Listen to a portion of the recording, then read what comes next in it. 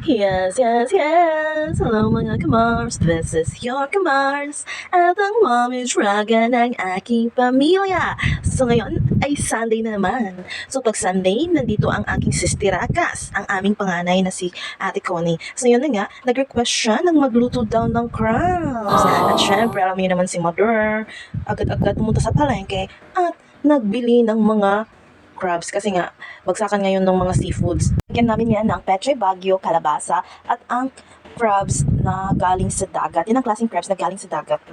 At ayun na nga, may natira pa kaming kuha ng mangga nung nakaraang araw. So alam niyo naman, hindi makukumpleto, hindi natin mararamdaman o malalasahan ang sarap kung wala tayong hipo.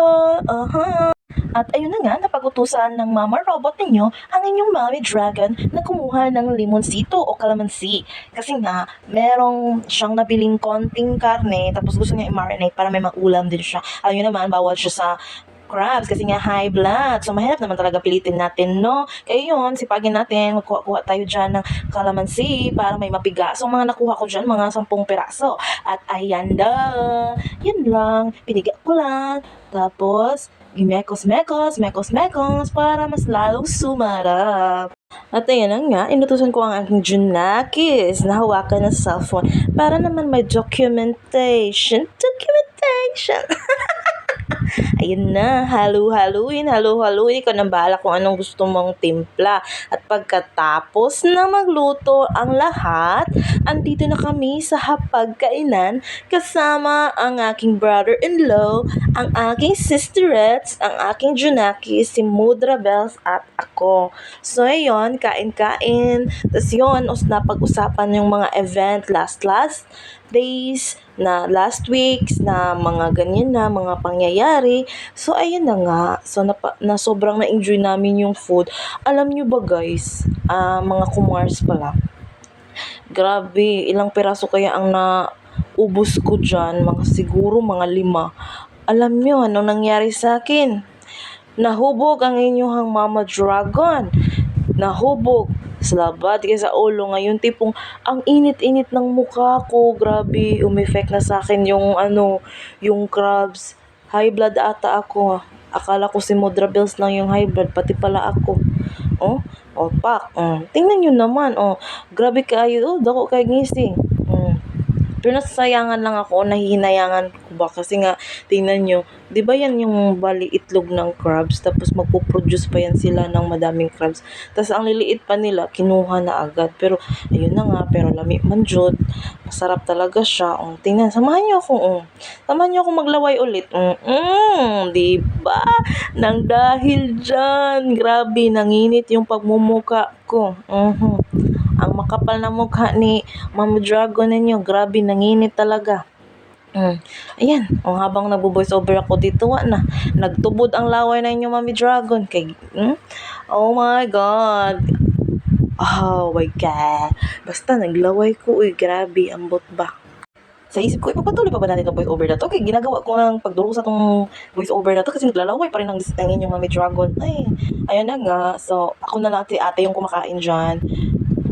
Ayun, just inutusan ng aking sisterettes, yung Junakis ko, na bumili ng iced tea at ice, kaya para daw may matulak kami dito. So, ang bagay pala dito no is Sprite. So, ayun na, yung iced tea lang yung budget, yung kaya ng budget namin, pero nakapag-crunch, ano talaga? Ayun na nga, tapos yun, pinatikim ko sa Junakis ko kasi takot siyang kumain din yan. Sabi ko, tikman mo naman din tong crabs, so para hindi ka naman dyan tikman mo. Yun, ganun lang, kunti lang talaga yung kinain niya kasi nga ayaw niya talaga. Ewan ko paglaki nito baka siguro magiging paborito na din niya yung crabs. Ayun, so huwag kayong magtaka mga kumars na wala dyan ang aking Diyosawa kasi pinauwi ko siya, sabi niya bukas na lang daw ng tanghali. Yun, sabi niya, ewan ko ba baka nandun sa kapitbahay. Charot! Hindi, kasi nga nagbiyahe ang aking Diyosawa, tapos sabi niya na tirahan na lang daw siya ng crabs. At yun, hanggang ngayon, inaantay ko pa, pero wala pa rin, ewan ko ba, baka sa kabila na gumarahe. Charot! Huwag mag-over. Thank you na kumars! So, ayun na nga, wala din dyan ang aking kapatid kasi nga duty din siya. Sabi lang din niya na tirahan lang daw siya kasi paggabi na lang daw, pag-uwi na lang daw niya kakainin. Napaka-craving satisfied talaga ang aking sister at lalo na kami, no? Syempre. Tapos, grabe talaga yung aligi dyan. Maliit lang siya na crabs, pero yung aligi niya, grabe, ang taba-taba nung crabs talaga, promise. So, alam niyo naman, pag crabs galing sa dagat, malambot lang yung shell niya, ganon.